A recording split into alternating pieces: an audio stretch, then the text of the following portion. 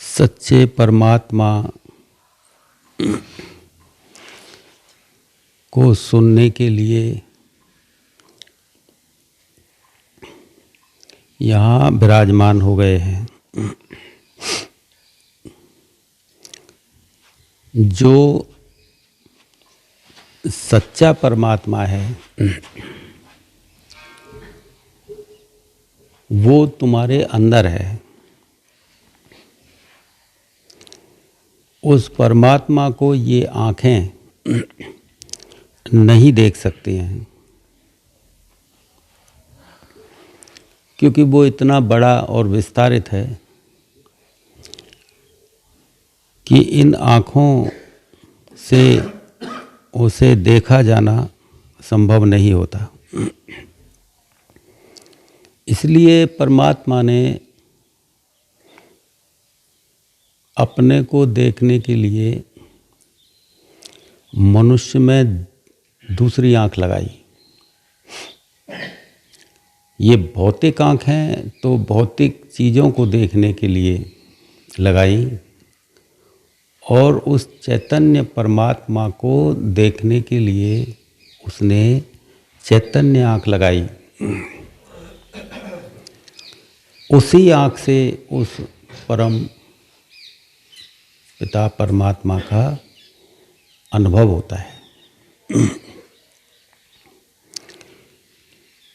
और उस आँख को खोलने के लिए ही ये सेवा, सत्संग, भाव, शुद्धि की जाती है। क्योंकि भौतिक संसार का भी अपना एक बल होता है। सत्य का यदि बल है तो असत्य का भी उतना ही बल होता है, उससे कम नहीं होता। जितना सत्य खींच सकता है उतना ही असत्य भी खींच सकता है।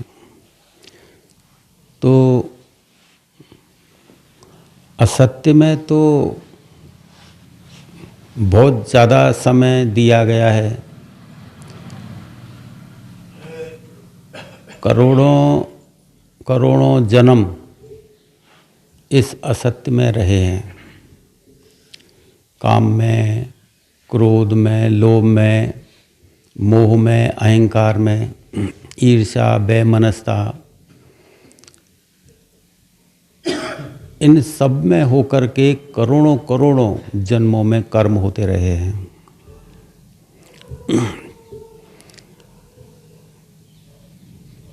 तो इस असत्य का जो अनुभव है और जो प्रभाव है वो हमने ज़्यादा इकट्ठा किया हुआ है। और अब अचानक से पता लगा कि जो कुछ भी हम इस संसार में करते हैं वो काम चलाऊ है, उसका परम के सत्य से कोई भी वास्ता नहीं है। परमात्मा ने जन्म यदि दिया है तो उसका कोई आधार है। वो हमारी समझ में आए या ना आए, सवाल ये नहीं है।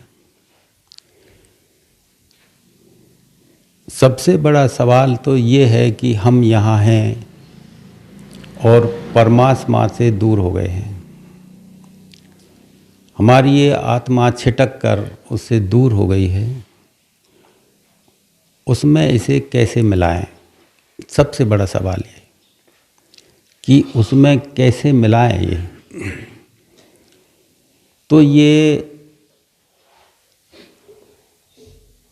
मिलाने वाली जो चर्चाएं हैं इनको सत्संग बोलते हैं। प्रवचन, सत्संग, ज्ञान की बातें। तो इन बातों के सुन करके हमारी जो ऊर्जा है जो बाहर बह रही है वो अंतर्मुख होने लगती है,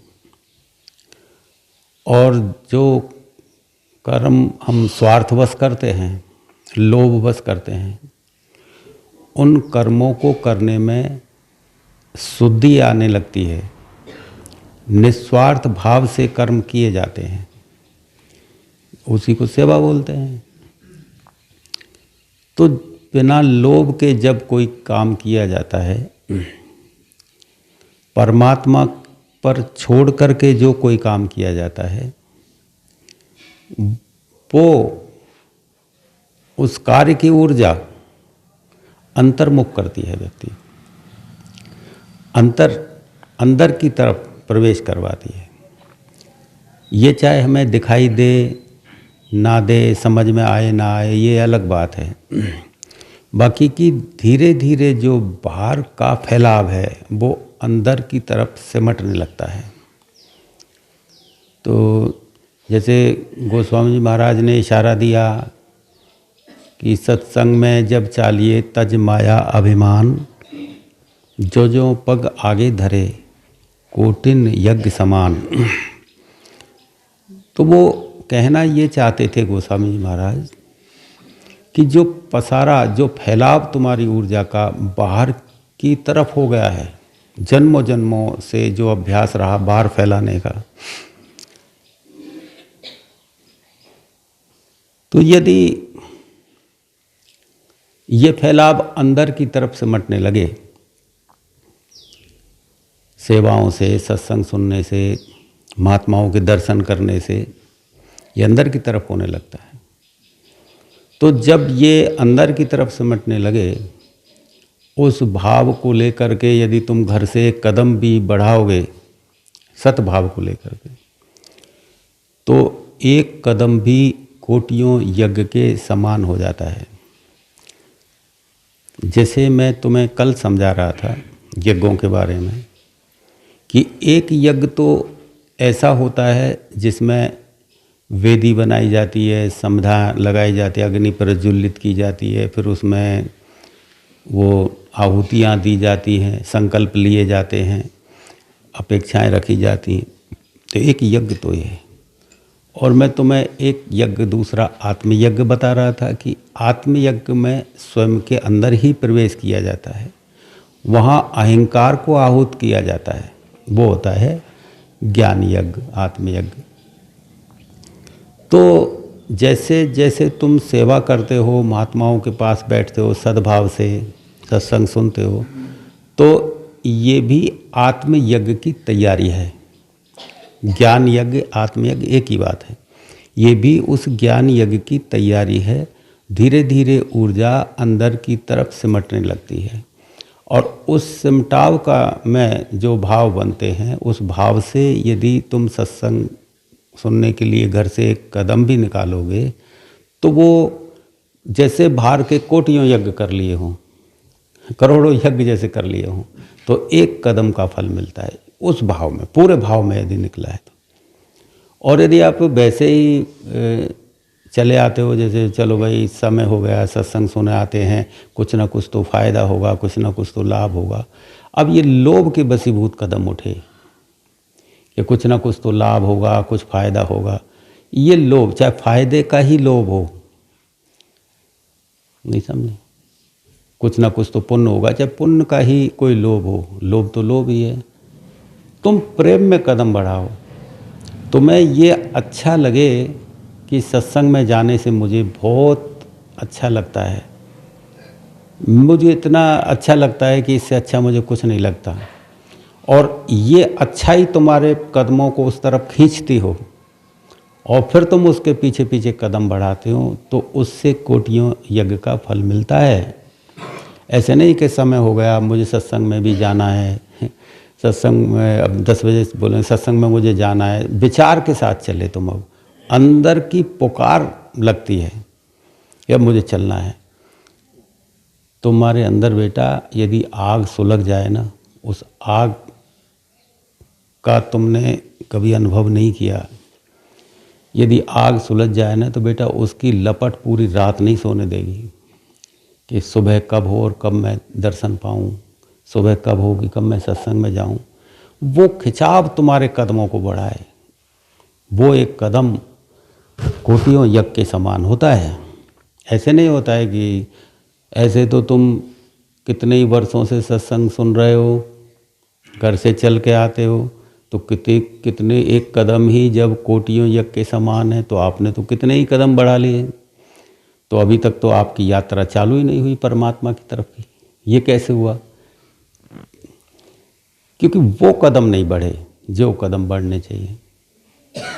जिस कदम में जैसे कोई आग लग जाए ना एकदम से, और आग लगे तो आदमी सबसे पहले अपने को बचाएगा, परिवार को भी बचाने की, बच्चे को भी बचाने की बाद में सोचेगा, अपने पैसे धन रखा है उसे भी बचाने की बाद में सोचेगा। यदि घर में आग लग जाए तो सबसे पहले खुद को बचाना चाहेगा, नहीं सोचेगा कि मेरा बच्चा जल रहा है, पहले सोचेगा पहले मैं बचूं, बाद में फिर चाहे बच्चे को बचाने की कोशिश करूं। स्वयं के बाद है जो भी कुछ है। तो वो जो स्वयं की तरफ जो वेग लगता है, उस वेग में जो बढ़ा हुआ कदम है वही होता है यज्ञ के समान। इससे पहले नहीं होता है। उसमें आदमी भागता है, कैसे बचूं, कैसे जाऊं, कैसे क्या करूं। वो उसको कहते हैं परमात्मा की दया। दया को तुम अंदर से समझने की कोशिश करो। बाहर के काम तो बनते रहते हैं, बिगड़ते रहते हैं। 100 काम अच्छे हो गए, 100 काम बिगड़ भी जाते हैं, तो कर्म अनुसार होता है। पर ये भी एक अच्छी बात है कि परमात्मा की दया समझ के उनको समझना चाहिए कि मालिक की दया हुई। तो दुख में भी मालिक की दया समझो, सुख में भी उसकी दया समझो। ये बाहर के खेल तमाशे हैं। बाकी अंदर जो एक वेग बने, जो आग प्रज्वलित होती है, उस आग में जो भाग दौड़ होती है, वो यज्ञ एक कदम भी यज्ञ के समान हो जाए। तो वो जो है, जिस घड़ी चीज़ बनती है तुम्हारी, उसका पूरा उपयोग करना चाहिए, क्योंकि समय बदलता रहता है। स्थायी समय कभी भी नहीं रहता है। अभी आपका अच्छे विचारों से चित्त भरा है, थोड़ी देर बाद में वो अच्छे विचार गायब हो जाएंगे, बुरे विचारों का चित्त भर जाता है। एक समय रहता है कि आप अच्छा करना चाहते हैं, और एक समय ऐसा भी आता है तुम ही हो उस जगह भी, वो बुरा करने पे आतुर हो जाते हो। तो विश्वास किया जा सकता है कि इस मन का, इस चित्त का कोई भरोसा नहीं है। अभी चाहे तो आपसे पुण्य करवा दे, अभी चाहे तो वो विध्वंस करवा दे। क्या भरोसा है? अभी तुम कुछ और सोच रहे हो, थोड़ी देर बाद में विचार कुछ और आ जाए, कुछ और सोचने के लिए लग जाओ, इसका तो कोई भरोसा नहीं।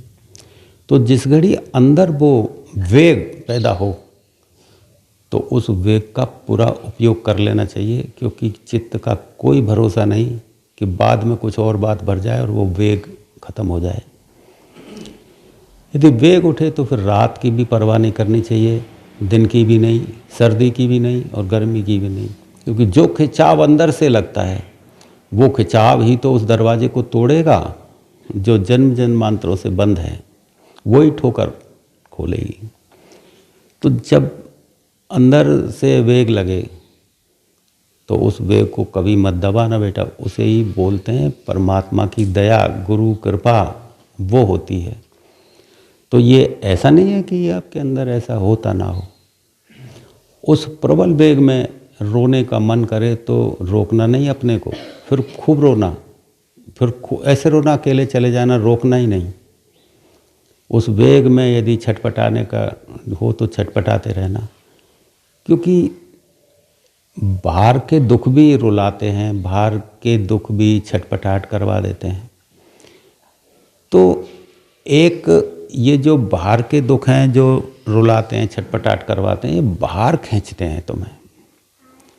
और निस्वार्थ भाव से जो एक वेग उठता है, उसमें भी छटपटाहट लगती है, आंसू आते हैं, वो अंदर की तरफ खींचते हैं। चीज़ तो एक ही है, सारा कुछ एक तरह का होता है, लेकिन वेग में फ़र्क होता है, एक बाहर की तरफ वेग खींचता है, एक अंदर की तरफ। तो अंतर्वेग जब लगे, ऐसा लगे कि भाई संसार में कुछ नहीं है, बेकार चले आए हैं, क्या करना है, अपने आप होता है, बहुत सारी बातें विचार में आती हैं। ये विचार करने से नहीं आएगा बेटा, ऐसा करना मत तुम।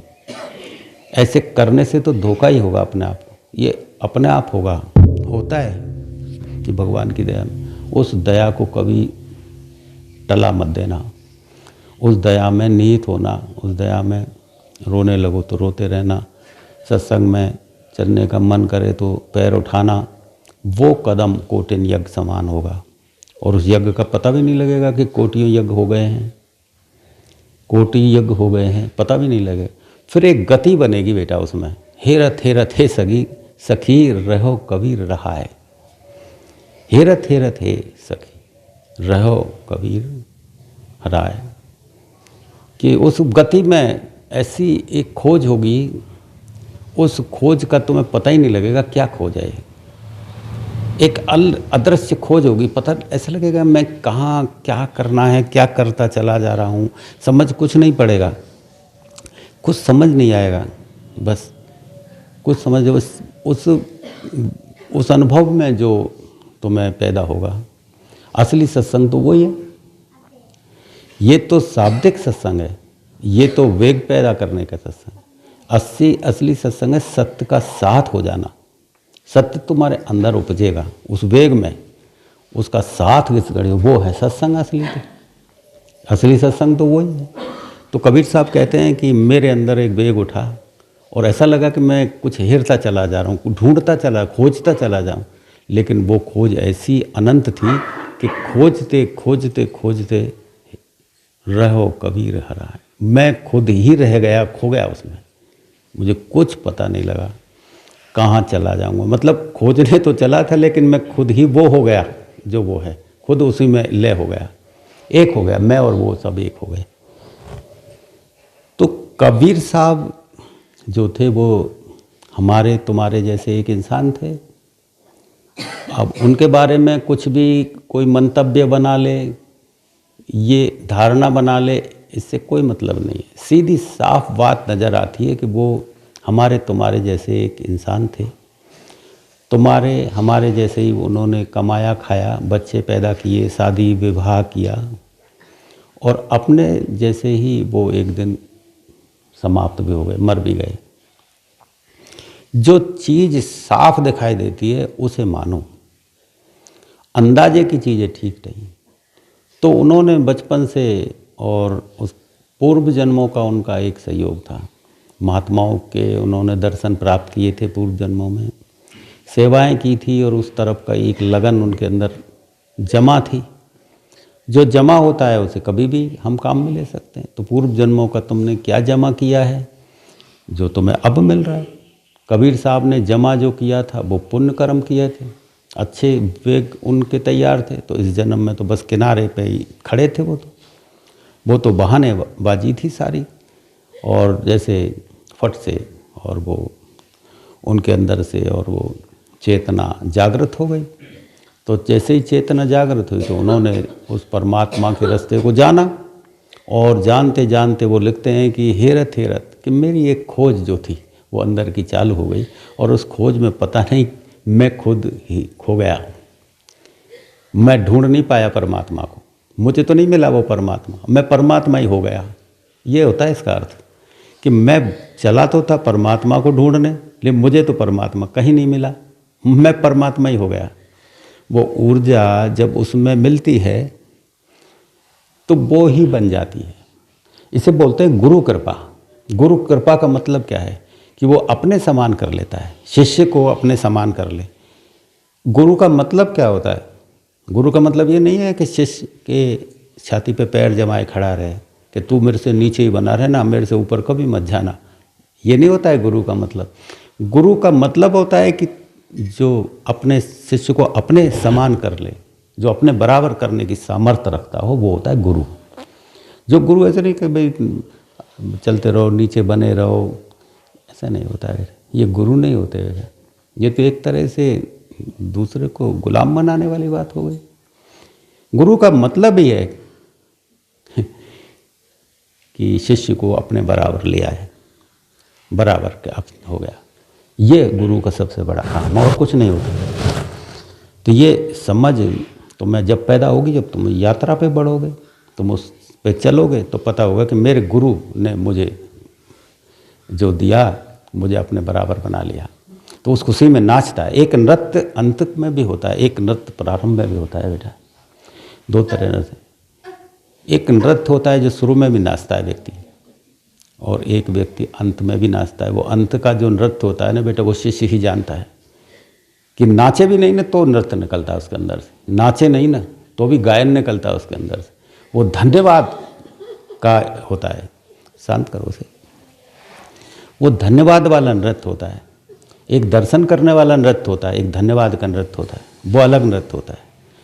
तो बेटा कबीर साहब कहते हैं कि हेरत हेरत हे सखी रहो कबीर रहा है, कि मैं देखने के लिए गया और मुझे तो परमात्मा नहीं मिला, मैं ही परमात्मा बन गया। तो तुम देखो, कबीर के न माता थे न पिता थे, और ना उनको कोई सहयोग मिला। और देखो आप लोग तो कम से कम आपको इतनी व्यवस्थाएं मिलती है कि आप यहाँ आते हो, सब कुछ सुनते हो, सेवाएं भी करते हो। कबीर साहब के तो कोई वातावरण ही नहीं मिला उनको कहीं। माता पिता दूसरों ने ही पाला पोसा, लेकिन पिछले जन्मों का जो था ना बेटा, उसका वेग, उसने उसको जो है कहाँ से कहाँ, चलो